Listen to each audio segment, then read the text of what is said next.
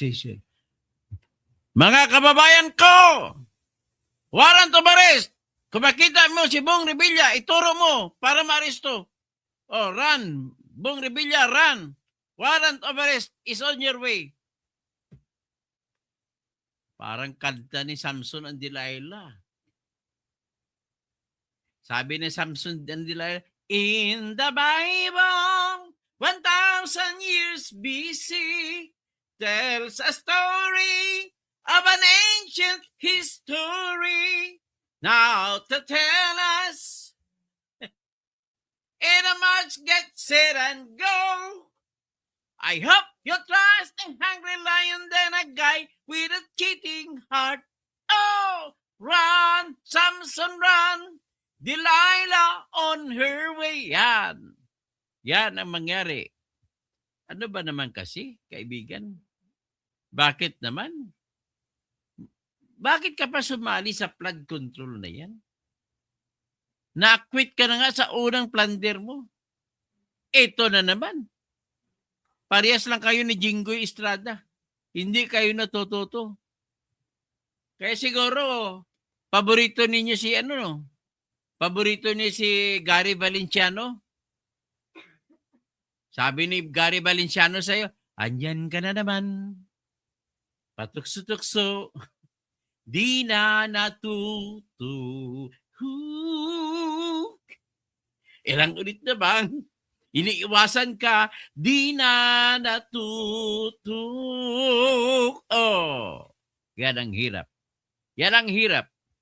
So, ito po ngayon, ang anunsyo. Basahin ninyo yung anunsyo ng katarungan. Boses ng katarungan. Bakit kasi? Oh, may family dynasty ka pa dyan sa Cavite. Paano yan? Oh, yan. Bong Revilla issues warrant of arrest. Hold order. Hold departure order. Ganon po. Yan. Sayo lang tayo ng budots. Oh, nagsasawa na ng budots sa Pilipino. Sandigan Bayan's 3rd Division has released a warrant of arrest and hold departure order against former Senator Ramon Bong Revilla Jr. and other individuals allegedly involved in the flood control scandal. A document from the 3rd Division released to the media on Monday showed that an arrest order and a whole departure order was released against Revilla. Former Bulacan District Engineering Office officials Bryce Hernandez, JP Mendoza, RJ Damasig, Juanito Mendoza, Emilita Huat, and Cristina Pineda. The orders were for the malversation of public funds case before the 3rd Division.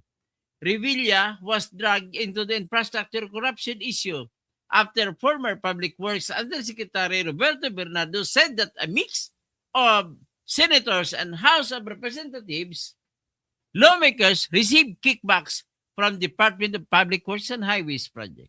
Among the names Bernardo mentioned are former Senator Revilla, former Senator and now Makati Mayor Nancy Binay, Senators Francis Escudero and Jingo Estrada, former Ako Bicol Party List Representative Elizalde Co, former Caloocan Representative Mitch Cahayon Oy, former San Jose del Monte Representative Florida Robes, former DPWH Secretary Manuel Bunuan, and former Undersecretary Maria Catalina Cabral. Oy, hanapin nyo sa Europe si Yusik Cabral.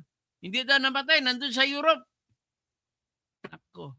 Tapos, I'm calling on Irene Del Rosario. Irene Bonita Del Rosario. Yung matalik mong kaibigan na si Congresswoman na ngayon Mayor ng San Jose del Monte na si Florida Robes ay makakaso na to, matatanggal na to sa pwesto. Matatapos na yung kanilang dynasty, ng kanyang conjugal dynasty, kasama ang kanyang husband na si Arthur Robes. Wala, ninakaw nyo na ang lahat ng pera dyan sa San Jose del Monte.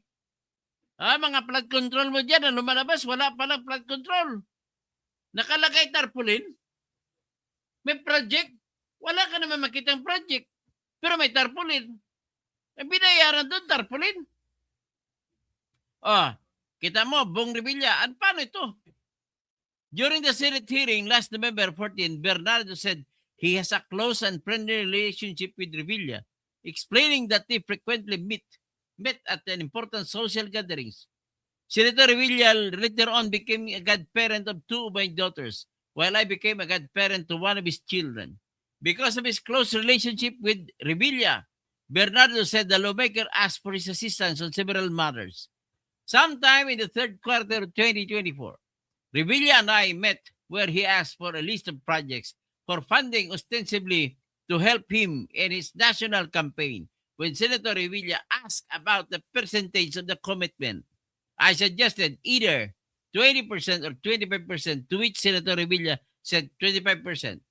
Soon thereafter, Bernardo said he personally asked District Engineer Henry Alcantara and DPW's Regional Director for NCR Engineer Gerard Opolencia to prepare a list of projects.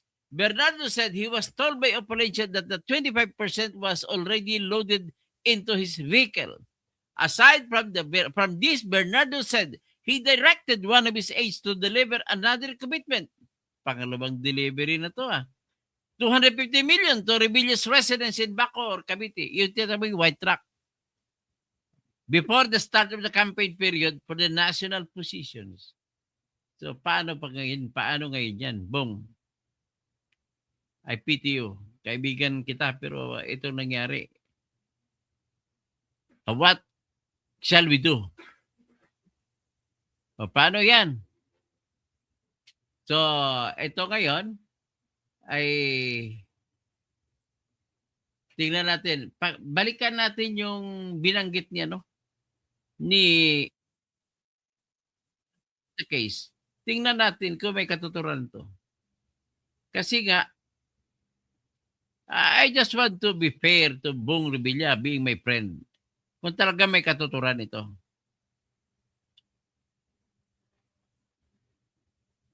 So, September 25 na, no?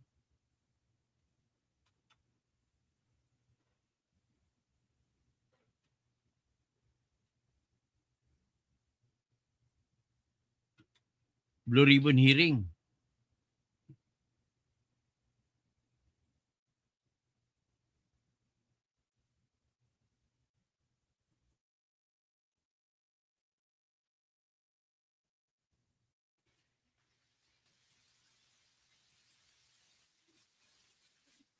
Pakinggan natin siya, no, Pakinggan natin ang balikan natin ang nakaraan. Ang nakaraan. Parang pang Netflix, Pakinggan natin yung sinabi ng nag-akusa. Ang problema nito, hindi natin alam kung paano tumakbo yung kaso. Kasi hindi natin nakikita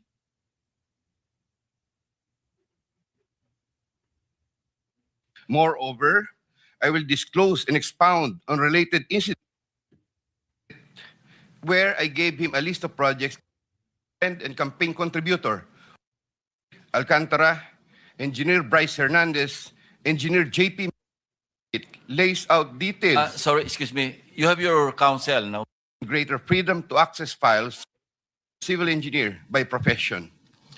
In the year 19, already on sick leave, I heard from Secretary Bono. My personal knowledge regarding Congressman Saldico are set out as follows. To this affidavit as Annex 8. To this affidavit, Yusek Trigib Olivar of DEP. After the meeting, where I gave him will appreciate additional contributions for his senatorial re-election bid. That the commitment is 15%. After the meeting, I asked Bulacan First DEO in Manila and campaign contributions. These were confirmed later by Secretary Bunaan during a separate legislative hearings. Okay, pakinggan natin. I called up Engineer Alcantara to ask him about these flood control ghost projects. He denied any participation.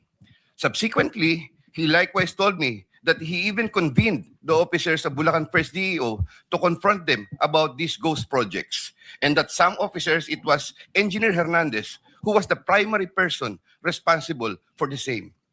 In the exact words of Engineer Alcantara, Si Bryce po yan. I categorically state that I have neither knowledge nor participation in these flood control ghost projects. Congressman Zaldico. My personal knowledge regarding Congressman Zaldico are set out as follows. Congressman Zaldico one time called me to say that he met Engineer Alcantara and wanted to confirm, maayos bang kausap si Engineer Alcantara? To which I replied, maayos po.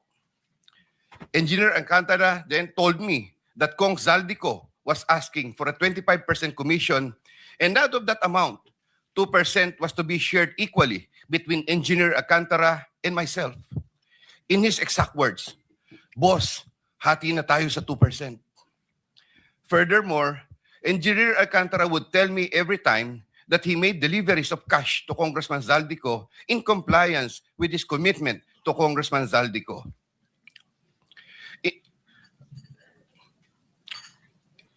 In this affidavit, I shall mention my personal knowledge regarding Senator Chis Escudero as follows. Maynard Ngu and I are close friends, and we go years back. He is also a close friend and campaign contributor of Senator Chis Escudero. Maynard Ngu asked me to submit a list of projects. I personally submitted a list of projects to Maynard Ngu, and some of the items therein pertaining to Valenzuela and Marinduque projects were subsequently included in the General Appropriations Act. A copy of the list of Valenzuela and Marinduque projects is here to attach to this affidavit as Annex A. When I gave him the list and in relation to the commitment, I asked him, boss, paano to? Maynard replied, bahala ka na. I asked, boss, okay na ba ang 20%? Maynard said, okay. After inclusion of the projects in the GAA, I delivered 20% of approximately 800 million or about 160 million to Maynard Ngu, which was meant for Senator Escudero. Finally, I would like to add that deliveries of cash were personally made to me, by me, to Maynard Ngu at his office in Manila. I confirm that Commissioner Lipana requested that he be referred to officers of DPWH Bulacan First DEO. I referred to Engineer Bryce Hernandez. I have no personal knowledge if they were able to secure a project in Bulacan First DEO. Furthermore, and subject to possible referral to an executive session upon the approval of the Honorable Chairman, I attest to the broader systemic issues in DPWH that are widespread. My statements hereunder are based on personal knowledge and direct interactions with the personalities involved with great risk to my safety and that of my family members. I confirm the following. Yusek Trigib Olaybar of DepEd. Yusek Trigib Olaybar used to work for Senator Ramon Bong Revilla and Senator Sani Angara before his appointment as Yusek for the Department of Education. Sometime 2010, I met for the first time Yusek Olaybar, who was then working in the office of Senator Bong Revilla. Later, I learned that he transferred to the office of Senator Edgardo Angara and then later to Senator Sani Angara. Sometime 2024, Yusek Olaybar personally called me for a meeting to discuss about unprogrammed appropriations, supposedly for the office of the Executive Secretary. In the said meeting, he requested me to submit a list of projects. After the meeting, I asked Bulacan First DEO to prepare a list of projects for funding. Thereafter, Engineer Alcantara submitted a list of projects worth 2.85 billion. Here to attach as Annex B is a list of those projects. Subsequently, I submitted this list to Yusek Olaybar. Yusek Olaybar told me that the commitment is 15%. In his words, boss, 15 yan.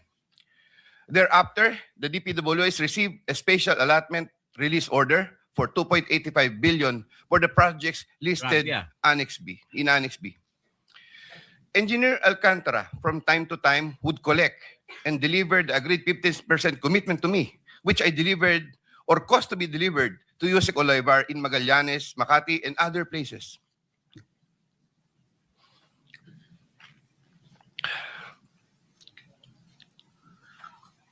Ay, Jebes. At Senator Kasua. Ramon Bong Ay, Revilla. Bagrabi. Sometime in the year 2024, Senator Revilla and I met where I gave him a list of projects given to me by Engineer Alcantara. Senator Revilla asked for a commitment, which I suggested. Then he approved at 25% of the total amount of the projects indicated in the list here to attach as Annex C.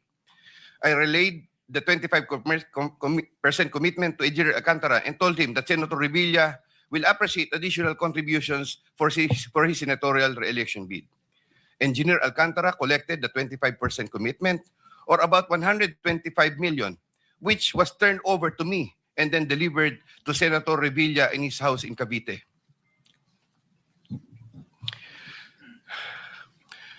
Senator Nancy Binay. Sometime in the year 2024, Carlin Villa, a staff of trusted confidant of Senator Binay, called me and asked for a commitment which was set at 15% of the total amount of the projects indicated in the list here to attach as Annex D. I relayed the 15% commitment to Engineer Alcantara. Engineer Alcantara collected 15% commitment, or about 37 million, which was turned over to me and which I then delivered to Senator Binay at a house in Quezon City. Given the complexities of the transactions and personalities involved, I humbly reserve the right to submit a supplementary affidavit if warranted in the premises. I attest to the truth of the foregoing statements based on my personal knowledge and authentic records. In witness or hope, I will be affixing my signature this day of September 2025 here, Mr. Chair. Yeah, kindly sign your affidavit in the presence Yan, of everybody. Very clear, very clear. So ngayon, itatackle natin. Let us be fair to Bong Revilla. I-analyze natin. Ang aligasyon, yung pangalawang delivery ay 250 million. Dinelever ko na yung personal, siya nag-deliver kay Bong Revilla. Ang tanong, maniniwala ba tayo dyan? Ang sagot, sa unang tingin, pwede natin bigyang bigat at syempre magmamatter na yan kung ano ang mangyayari during the trial sa paglilitis. Pero sa ngayon, ang tanong, paniniwalaan ba natin yan? At bakit siya pinasahan ng warrant of arrest? Ladies and gentlemen, sa labanan po sa ebidensya, ganito po yan. Dalawang nagbabanggaan. May isa na nagsasabi ng positive na ikaw ay gumawa ng krimen. May isa naman na nagdi-deny. Sa gitna ng dalawa, kapag ang isa nagsasalita at kahit may kunting dagdag sa supportang ebidensya lamang, mahirap tumbahin, mas mataas ang bigat kumpara sa pagtatanggi. Kaya, wala tayong magagawa. Lumalabas, napasahan siya ng warrant of arrest. Pero, ito naman ang nakita ko. Hindi ko alam kung anong klaseng depensa ang ginawa ng abogado ni Bong Revilla. Bakit? 250 million ang pangalawang bigay ng mga una, may nabinigay pa ng una mga 100 plus million. Pero bakit? 92.8 million lamang ang kaso na sinampa. Di ba? Ang iba yung pera. Bakit? Asan ang perang iba? Grabe, hindi ko maintindihan. Bagay, wala tayong kopya ng kaso. Kaya nagkikriticize lang tayo. Paano mo itugma ang 250 million kumpara sa 92.8 million? Pag hindi mo mapagtugma yan, ibig sabihin po, malamang hindi po totoo yung reklamo. Pag hindi totoo, ay mabudots lang kayo. O mabudol din. Ay nako, in fairness to Bong Revilla, kaibigan ko yan. I have to defend him kung hindi naman totoo ang kaso laban sa kanya.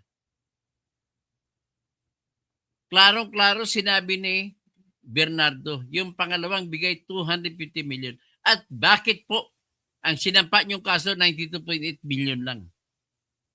Ibig sabihin, ayusin niyo yan. Kasi, alam ko na, yung kaibigan ko, hindi na natuto eh. Nung una, nalusutan niya yung plunder. Sa ngayon, malulusutan pa rin kaya niya? I just want to tell you what happened during the first plunder case. In the first plunder case, nagdepensa si Bong Revilla na piniki lamang ang pirma niya doon sa sulat na endorsement na pinadala sa mga ahensya ng gobyerno na may hawak ng kanyang PDAF. At ang laman ng sulat, telling the officers, oy, ilipat nyo, ibigay nyo sa korporasyon ni Janet Napoles ang aking budget. Gumawa. Tapos ang ginawa ni Janet Napoles, nang nakuha niya ng pera, hati. Ang kalahati binigay kay Bong Revilla. Ang kalahati, ang iba binigay dun sa opisyal ng mga ahensya na naglipat ng pondo. At ang iba, binigay sa kanya at saka iba pang mga opisyal. At ang pinakamalaking bulto ng pera na punta kay Janet Napoles. Kasi, pinalabas si Janet Napoles na nabigay sa dapat papuntahan ang pera ni Bong Revilla na budget galing sa senador. Sa pamamagitan ng pagsumite ng mga resibo na natanggap ng mga tao na piki din pala. Kwento lang yung tao, hindi naman totoong tao. Ibig sabihin, kung gusto lang pag-usapan, panahon pa Janet Napoles na unahan na kayo. Kumukopya lang kayo kay Janet Napoles. Ngayon, dahil ganoon ang depensa ni Bong Revilla, nagkaroon ng pag-uusisa ang National Bureau of Investigation sa kanyang pirma ikumpara sa pirma na nakalatag o nakasulat dun sa sulat na binigay sa official ng implementing agencies. Sabi ng NBI officer, hindi po magkaiba. Hindi po magkatulad, magkaiba. Ibig sabihin, napatunayan niya na hindi si Revilla ang pumirma nun. Pero mind you, ladies and gentlemen, it doesn't need for you to be a genius to know na guilty si Bong Revilla doon sa unang kaso. Bakit po? Akalain mo, 6 na taon na sumusulat ng peking pirma. Mangyari ba yon? Unang taon makalusot. Pangalawang taon makalusot ba? Ang ibig lang sabihin nun, all right, kung ako naman ang justice na nag-decision, all right, it has been established that the signatures were faked or were forged. But then the truth is this, that it happened 6 years. Kung nangyari sa 6 na taon, na wala ka man lang ginawa para imposible naman hindi mo alam, ang PDAP mo ay hindi mo alam saan napunta, kaya dapat guilty ka. Kaya pwede rin kasi mangyari, inutusan mo si Juan, ipirma mo ako dyan. Peki yun, di ba? Pero but then, the blessings was there. Binigyan mo ng blessing na pirmahan. Eh di, parang ikaw na rin pumirma. Wala nga lang ebidensya na direkta na nagbigay si Janet Napoles ng pera sa iyo. But then the problem, the indirect evidence is the records shown by AMLAC. Ayon sa AMLAC, sa tuwing may ibibigay na pera mula sa opisina ni Janet Napoles, may pumapasok na pera sa account mo, account ng anak mo, or account nila ni Mercado. Or sa joint account nyo. Saan ang galing yung mga pumapasok? Hindi nyo pinaliwanag. Galing sa pelikula? I'm sorry, I do believe na laos ka na, kaya wala nang nanonood sa pelikula mo. Pares lang kayo ni Lito Lapid. Ito si Lito Lapid to, dapat mag-guilty din ito eh. Pero hanggang dito na lang muna tayo.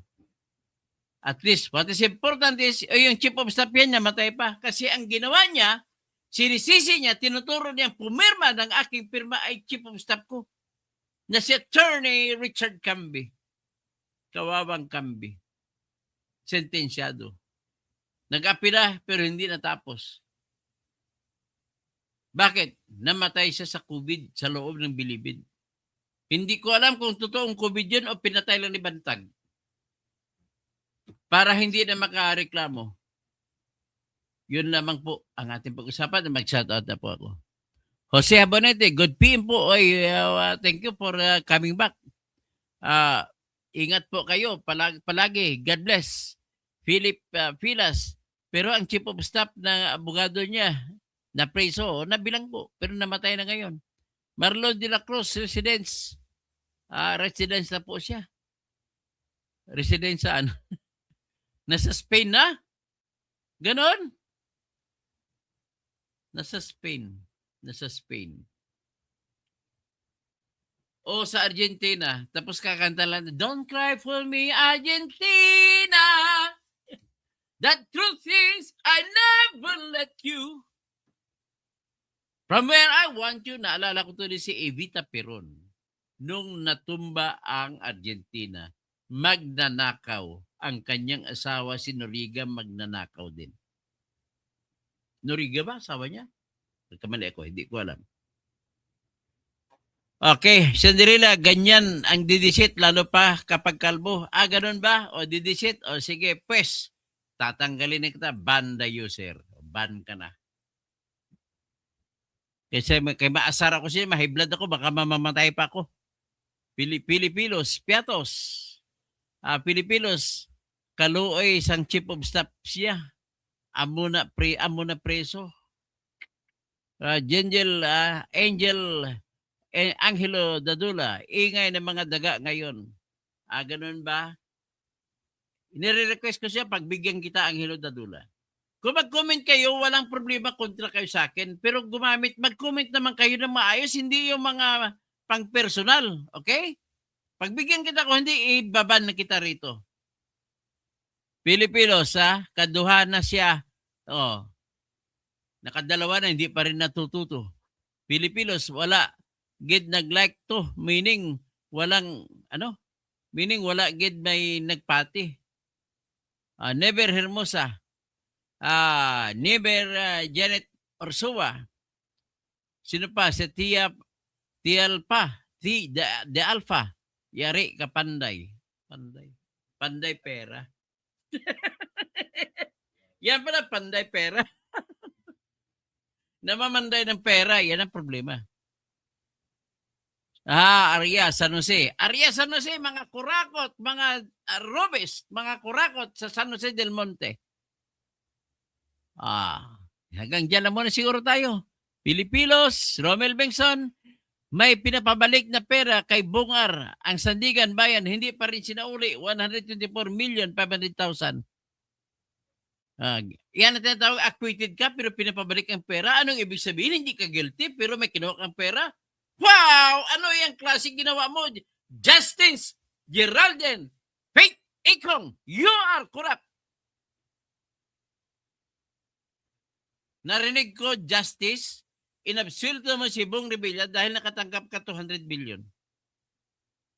Narinig ko lang yan, Kasuhan mo ako ng libel kung gusto mo.